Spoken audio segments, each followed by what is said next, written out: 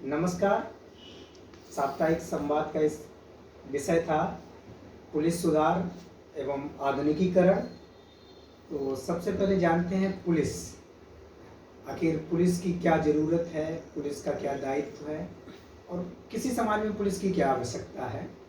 तो पुलिस आंतरिक सुरक्षा की सबसे बड़ी धुरी है और सारी जिम्मेदारी सुरक्षा की, एकता और अखंडता को अक्षुण्ण बनाए रखने की, असामाजिक और अराजक तत्वों से देश की रक्षा करने के लिए, आंतरिक रक्षा करने के लिए पुलिस का सबसे बड़ी जिम्मेदारी पुलिस की होती है। तो अब हम देखते हैं कि पुलिस का स्वरूप कैसा रहा है। इससे पहले अगर जो पुलिस है, इससे पहले जो पुलिस का स्वरूप था अंग्रेजों के समय, वो कैसा था। तो अंग्रेजों के समय जो पुलिस का स्वरूप था वो सिर्फ इस वजह से था कि वो भारतीय जनता पर नियंत्रण रखें, उनकी आवाज़ दबाएं, उनका शोषण करें और कहीं ना कहीं जो अंग्रेजों के जो अंग्रेज हैं, जो हुक्मरान हैं, उनके आदेशों का ही पालन करते रहें और जनता का शोषण करें, जनता का आवाज़ को दबाएं, उनके अधिकारों को का हनन करें।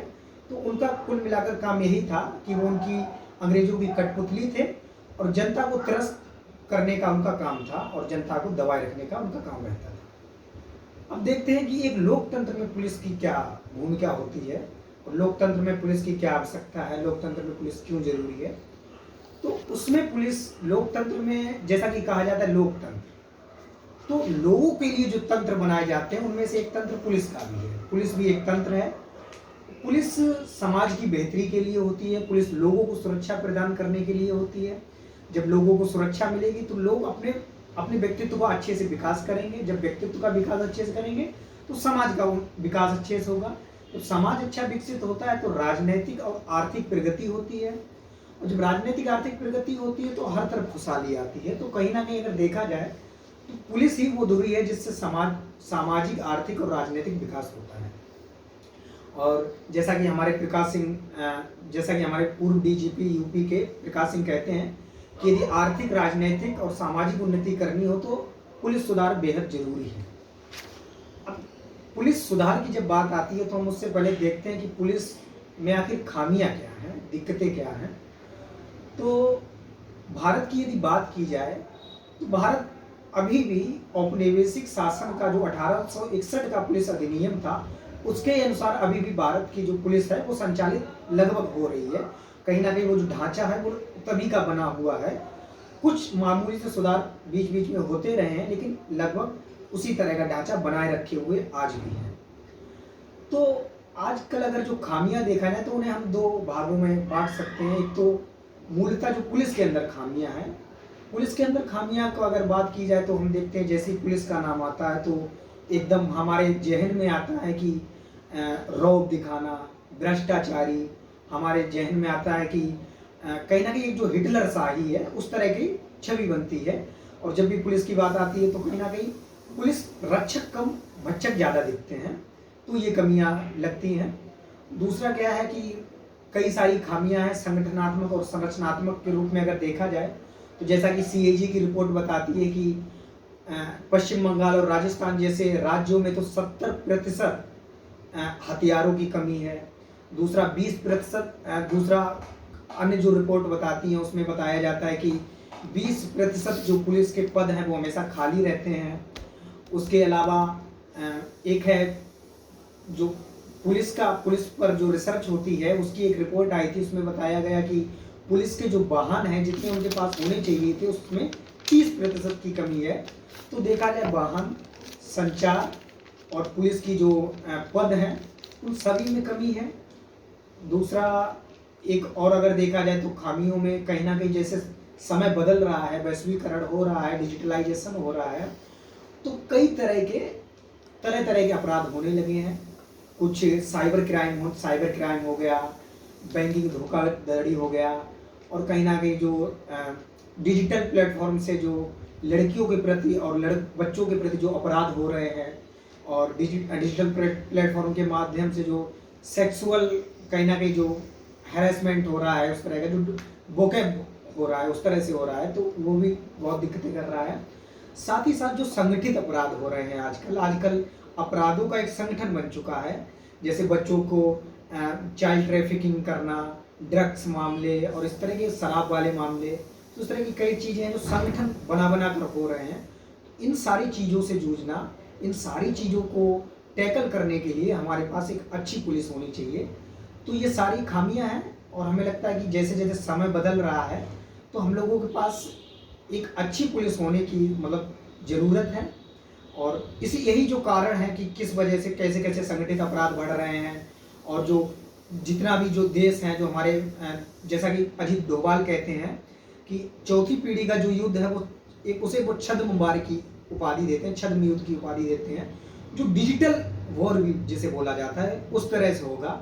तो कहीं ना कहीं देखा जाए कि एक एक देश की कभी कभी अकाउंट को उड़ा देना, उनकी प्राइवेसी को लीक करना, इन सारे पहलुओं को भी अगर देखा जाए तो पुलिस को आज और ज़्यादा सशक्त और ज़्यादा डिजिटल और ज़्यादा आधुनिक होने की ज़रूरत है।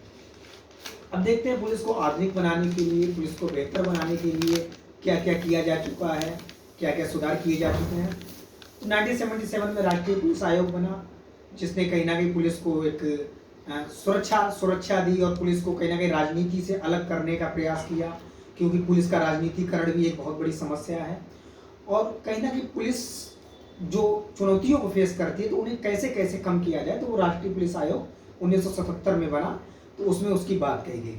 1988 में रिवेरो समिति आई, 2000 में पदम भैया समिति आई और 2002 के तरफ मलिथी समिति करके कुछ आई। तो ये जो जितनी समितियां आई उनमें सभी में लगभग कमोवेश यही बातें हुई कि पुलिस का आधुनिकीकरण किया जाए। आधुनिकीकरण का मतलब उन्हें अच्छे वाहन उपलब्ध कराया जाए, उन्हें अच्छा संचार उपलब्ध कराया जाए, उन्हें डिजिटलाइज किया जाए और पुलिस को थोड़ा सेंसिटिव बनाया जाए, जनता का पब्लिक फ्रेंडली बनाया जाए। तो लगभग कमोवेश में यही सारी लगभग बातें हैं।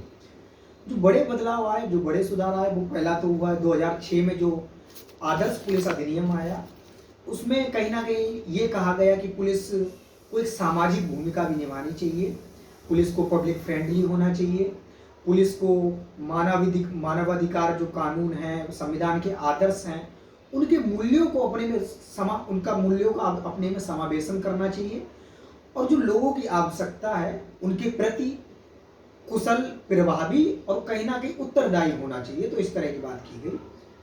फिर उससे भी बड़ा बदलाव आया 2006 में, जब प्रकाश सिंह वर्सेस भारत संघ का जो केस आया और उसमें जो सुप्रीम कोर्ट ने डिसीजन दिया, तो उसमें उन्होंने कुछ महत्वपूर्ण बदलाव की ओर रेखांकित किया उन्होंने, जिसमें कुछ महत्वपूर्ण ये हैं कि पहला तो उन्होंने ये कहा कि हर राज्य में, चूंकि 1977 में राष्ट्रीय पुलिस आयोग की स्थापना हो चुकी थी, अब उन्होंने कहा कि हर राज्य में एक पुलिस आयोग की स्थापना हो। दूसरा उन्होंने कहा कि जो डीआईजी का अपॉइंट किया जाता है या बड़े अधिकारियों को, जो बहुत बड़े अधिकारी होते हैं राज्य लेवल के, उन्हें अपॉइंट किया जाता है, इससे पहले राज्य सरकार करती थी। तो कहीं ना कहीं राज्य सरकार जब करती थी तो कहीं ना कहीं पुलिस को अपने अंडर में चलाती थी और पुलिस का जो राजनीतिकरण होता था, तो उस चीज से बचने के लिए एक राज्य पुलिस आयोग की तो पहले ही स्थापना कर दी गई थी और दूसरा ये कहा गया था कि बड़े अधिकारी हैं उनकी मेरिट के आधार पर नियुक्ति हो। तीसरा एक जो बड़ा बदलाव इसमें कहा गया था वो ये कहा गया था कि जांच और कानून व्यवस्था, इन दोनों को अलग किया जाए। होता क्या था कि जो लोग कानून व्यवस्था में लगे होते थे उनको ही जांच का भी काम दिया जाता था और जो जांच करते थे वो कहीं ना कहीं कानून व्यवस्था को उतने अच्छे से बनाकर नहीं रख पाते थे, तो दो जगह उन्हें अपना दिमाग खपाना पड़ता था और दो जिम्मेदारियां उन्हें एक समय में बितानी पड़ती थी। तो ये उनके लिए बड़ा दिक्कत की चीज़ थी। चौथी चीज का जो एक बदलाव किया गया उसमें बताई गई वो ये कहा गया कि एक पुलिस बोर्ड की स्थापना की जाए, जितनी भी नियुक्ति होनी है, स्थानांतरण होने हैं और जिनका भी प्रमोशन होना है तो उनके लिए एक व्यवस्थित पुलिस बोर्ड की स्थापना की जाए। छठी बात जो उसमें कही गई थी वो ये कही गई थी कि जो एक पुलिस शिकायत अभिकरण बनाया जाए, क्योंकि हमने देखा है कि कई बार क्या होता है, कस्टोडियल डेथ होती है, कभी किसी का बलात्कार हुआ तो उनके साथ अमानवीय व्यवहार पहले से ही हो चुका होता है, लेकिन जब पुलिस के पास वो लोग जाती हैं महिला, तो उनके साथ कहीं ना कहीं जो पुलिसिया रवैया होता है वो बेहद असंवेदनशील होता है। कस्टोडियल डेथ हो गया, बलात्कार जो पीड़ित हैं उनके साथ जो दुर्व्यवहार हो गया, इस तरह की जो कदाचार उनके जो व्यवहार हैं पुलिस के, तो उनकी पुलिस की भी शिकायत करने के लिए एक ऐसा अधिकरण होना चाहिए जिसमें जनता जाकर पुलिस की भी शिकायत कर सके। तो पुलिस शिकायत अधिकरण की भी बात की गई थी। तो ये मुख्य सुधार की बात की गई थी। साथ ही साथ वहां पर सबसे बड़ा बदलाव हमें देखने को मिला उसके बाद अभी अगर रिसेंटली में देखा जाए तो नरेंद्र मोदी की गवर्नमेंट, हमारे प्रधानमंत्री जो वर्तमान है नरेंद्र मोदी जी की का जो विजन है, तो वो बताते हैं कि स्मार्ट पुलिस की स्थापना करने की बात कहते हैं। तो उसमें स्मार्ट से वो यस से बताते हैं, स्ट्रिक्ट होनी चाहिए पुलिस और सेंसिटिव होनी चाहिए। एम से बताते हैं वो मॉडर्न होनी चाहिए, मोबिलिटी भी होनी चाहिए पुलिस के अंदर। ए से बताते हैं थोड़ा कि अलर्ट होनी चाहिए। और फिर स्मार्ट में आर से बताते हैं रिस्पॉन्सिबल होनी चाहिए और रिलायबल होनी चाहिए। टी से बताते हैं कहीं ना कहीं एक तरह से ट्रेंड होनी चाहिए और टेक्नो फ्रेंडली होनी चाहिए, प्रशिक्षित भी हो, टेक्निकल जुड़ी भी हो, संवेदनशील भी हो और उत्तरदायी भी हो। तो कहीं ना कहीं पहलुओं की बात करते हैं। तो जितने भी अगर सुधार देखे जाए 1977 से जो आए हैं, और फिर द्वितीय प्रशासनिक सुधार आया जो 2007 में, उसमें भी बात कही गई थी इस चीज़ की कि जो पुलिस का राजनीतिकरण हो रहा है वो नहीं होना चाहिए, आगे से इसका ध्यान रखना चाहिए। तो कमों से यदि बात की जाए 1977 से लेकर जितनी भी समिति बनी, उसके बाद प्रकाश सिंह वर्सेस भारत संघ का विवाद हुआ, प्रशासनिक सुधार हुआ, उसके बाद अभी रिसेंट में जो स्मार्ट पुलिस की बात की जा रही है, कमों में सभी में एक ही बात दोहराई गई है कि पुलिस संवेदनशील हो, पुलिस लोगों के प्रति उत्तरदायी हो, पुलिस का डिजिटलाइजेशन हो, पुलिस अच्छे से प्रशिक्षित हो और नई नई चुनौतियां आ रही हैं उन्हें संभालने में अच्छे से लायक बने, और जो पॉलिटिक्स और क्रिमिनल और कहीं ना कहीं जो इनका जो नेक्सस है, इनका जो गठजोड़ है, उससे छूट मिले ताकि जनता और अच्छे से ठीक से हो सके। तो इस तरह के प्रमुख बदलाव की बात कही गई है। लेकिन अफसोस है कि उतना ज़्यादा बदलाव हम लोगों को जमीनी स्तर में देखने को नहीं मिले। ये जब रिकमेंडेशन की गई थी, जब इस तरह के आदेश सुप्रीम कोर्ट के द्वारा दिए गए थे, तो किसी ने हूबहू वो सारे के सारे अपने में किसी भी राज्य ने नहीं लागू किए। उन्होंने सभी ने अपना अपना पुलिस अधिनियम अलग अलग बनाया, और उसके पीछे कहीं ना कहीं देखा जाए तो राजनीतिक इच्छा शक्ति की कमी है, क्योंकि राजनेता ही नहीं चाहते कि पुलिस स्वायत्त हो, पुलिस स्वतंत्र हो। वो चाहते हैं कि पुलिस उनके हाथों की कठपुतली बनकर रहे, ताकि वो जनता पर और अच्छे से शासन कर सकें और अपने हितों की पूर्ति कर सकें। तो कहीं ना कहीं इस तरह की कई सारी चीज़ें देखने को मिलती हैं। लेकिन बावजूद इसके देखा जाए तो सुधार भी कई सारे हुए हैं। अभी कोविड-19 आया था, तो उस समय हमें जो पुलिस की सामाजिक भूमिका देखने को मिली और पुलिस की जो संवेदनशील भूमिका देखने को मिली, वो बेहद काबिल तारीफ है। कहीं भी कोई आपदा आती है, कहीं भी कोई मानवीय या प्राकृतिक आपदा किसी भी तरह की आती है, तो उसमें हम जो पुलिस का रवैया देखते हैं तो काफ़ी सकारात्मक आता है। और आजकल जो भी साइबर अपराध हो रहे हैं, तो Delhi police, Mumbai police, Bangalore police, Punjab police, ये काफ़ी हद तक कारगर साबित हुई हैं इन सारी चीज़ों को रोकने के लिए। पंजाब पुलिस, राजस्थान पुलिस जो सीमा पार से जितनी भी ड्रग्स का व्यापार हो रहा है, शराब का व्यापार हो रहा है, और जो आतंकवाद और उग्रवाद की बढ़ती प्रवृत्तियां हो रही हैं, उन्हें बचाने में कहीं ना कहीं अच्छा रोल निभा रही हैं। यूपी पुलिस में हाल में जो 100 डायल का जो कॉन्सेप्ट चला है, और कहीं ना कहीं जो उत्तरदायी और बहुत जल्दी एक जो रिस्पॉन्सिबल पुलिस बनी है, तो वो काबिल तारीफ है। तो हालांकि अगर देखा जाए तो काफ़ी सुधार हुए हैं, लेकिन आगे और सुधार होने की गुंजाइश है, आगे और सुधार होने चाहिए।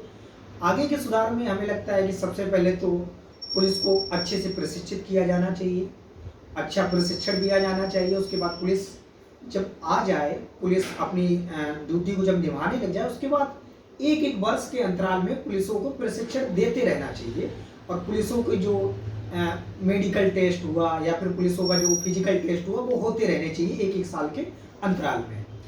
दूसरा, महिलाओं की बहुत कमी है पुलिस विभाग में, तो महिलाओं की कमियों को पूर्ति करनी चाहिए। साथ ही हम देखते हैं उन पर अतिरिक्त बोझ पड़ता है, अतिरिक्त दबाव पड़ता है। तो जैसा कि मद्रास के हाई कोर्ट ने कहा था कि पुलिस वालों को एक सप्ताह में एक छुट्टी देनी ही चाहिए, तो उस चीज़ को लागू किया जाना चाहिए।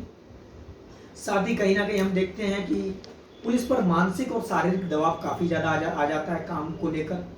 तो ये चीज़ बहुत बड़ी विडंबना है कि पुलिस के मानसिक उपचार के लिए या शारीरिक उपचार के लिए तो हम लोग बहुत कुछ करते हैं, लेकिन मानसिक उपचार के लिए कुछ नहीं करते हैं।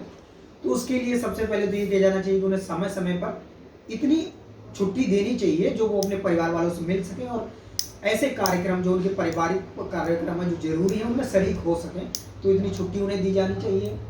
साथ ही हर सप्ताह हर थाने या कोतवाली में कुछ ना कुछ खेल कराते रहना चाहिए।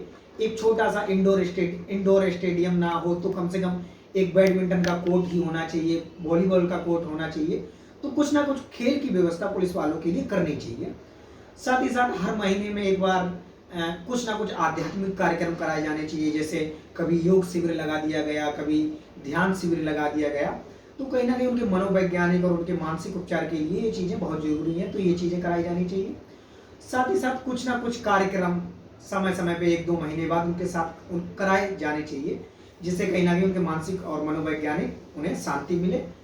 और उनके प्रशिक्षण के लिए उन्हें एक साल में उन्हें टेस्ट करते ही रहना चाहिए। कभी उनकी दौड़ प्रतियोगिता करवा दी गई, कभी कुछ करवा दिया, तो इस तरह से उन्हें शारीरिक, मानसिक और मनोवैज्ञानिक रूप से संबल मिलेगा और हर काम को करने में निपटेंगे। दूसरा, हर थाने में एक साइबर ऑफिस को, अच्छे साइबर ऑफिस को खोलना चाहिए, क्योंकि साइबर क्राइम काफ़ी बढ़ रहे हैं और आज ये सबसे बड़ी चुनौती है हम लोगों के सामने। आज जो अपराध हैं वो ज़मीनी स्तर पर कम, डिजिटल प्लेटफॉर्म पर ज़्यादा हो रहे हैं।